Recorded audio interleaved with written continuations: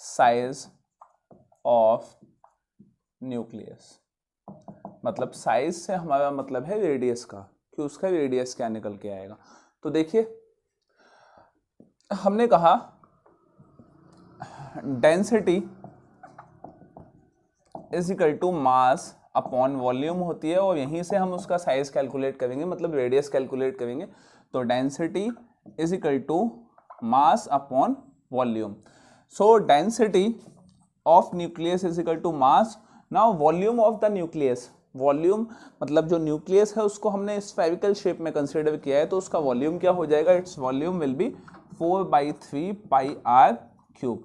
3 ऊपर चला जाएगा, so this is 3m/4 pi r cube. R को इधर ले जाइए, डेंसिटी को इधर ले आइए, so r cube will be equal to 3m/4 pi rho. यहां से क्यूब हटाइए और इसमें पूरे में रूट लगा दीजिए। So take cube root both sides, दोनों साइड्स आपको क्यूब रूट लेना है। तो r is equal to that is 3m/4 pi rho 1/3। बाकी को अलग लिख लीजिए, तो r is equal to 3/4 pi rho, this is 1/3 and this is m 1/3। अगर इस पे ध्यान दे तो ये कंप्लीट एक कांस्टेंट वैल्यू है, ठीक है। इसको अगर हम कैलकुलेट कर लेंगे तो देखिए हमारे पास वैल्यू क्या आ जाएगी, that is r is equal to, इसको अगर हमने कैलकुलेट कर लिया तो आपके पास जो वैल्यू आएगी दैट इज,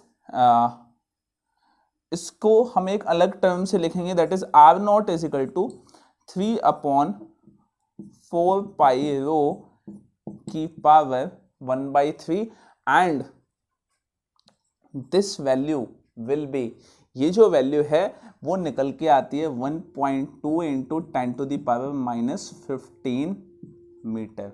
ओ कुछ याद आया?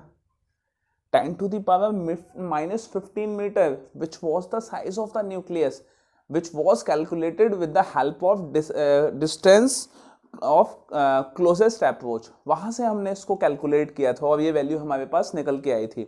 तो अगर हम ये वैल्यू यहां रख दें तो r will be equal to r0 और m दैट इज मास, और मास को हम किससे लिखते हैं, a 1/3। क्या बात समझ में आ गई? तो अगर मैं यहां से कांस्टेंट हटा दूं तो यहां प्रोपोर्शनैलिटी लग जाएगी, that the radius of the nucleus is directly proportional to is mass cube root of mass number. This is all about the size of nucleus. क्या समझ में आ गई बात? क्या क्लियर हो गई? चलिए अब देखिए कि अगर हमें वैल्यू निकालनी हो इसकी डेंसिटी की, तो मास आ गया इसका।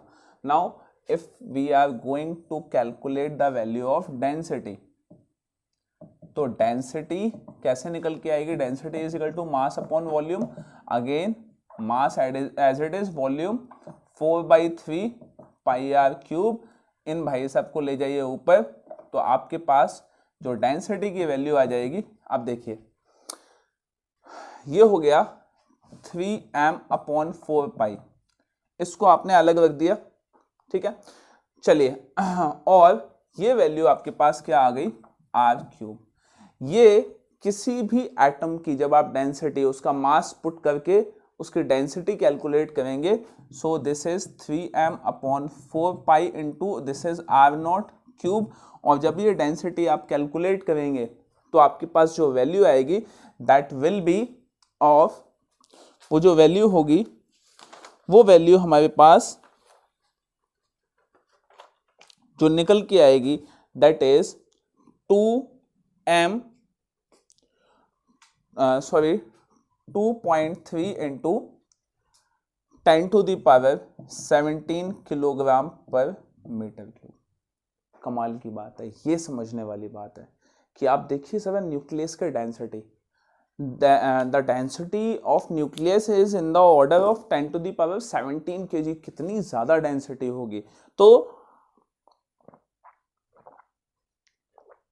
ज़्यादातर जो मास होता है एटम का वो कहाँ लोकेटेड होता है, वो न्यूक्लियस पे लोकेटेड होता है हमेशा, इसीलिए न्यूक्लियस की डेंसिटी बहुत ज़्यादा होती है। बाकी जो एटम है वो एटम क्या है, वो लगभग लगभग एम्प्टी है।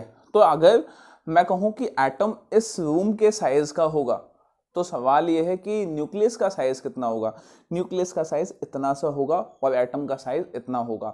और न्यूक्लियस जो मास है एटम का वो सारा का सारा कहाँ होगा, इस छोटे से पार्ट में, दैट इज न्यूक्लियस। क्या समझ में आ गई बात? सो this is all about the density. ये डेंसिटी के बारे में है सब कुछ। चलिए अब आगे बढ़ते हैं। तो यहां पे साइज ऑफ न्यूक्लियस हो गया। अब आगे बात करते हैं, दैट इज नेक्स्ट टॉपिक। अगला टॉपिक है न्यूक्लियर फिजन। नहीं, न्यूक्लियर फिजन से पहले भी एक टॉपिक है, दैट इज बाइंडिंग एनर्जी। अब ये बाइंडिंग एनर्जी क्या होता है उससे पहले हम कुछ और पढ़ेंगे, देखते हैं वो क्या है। देखिए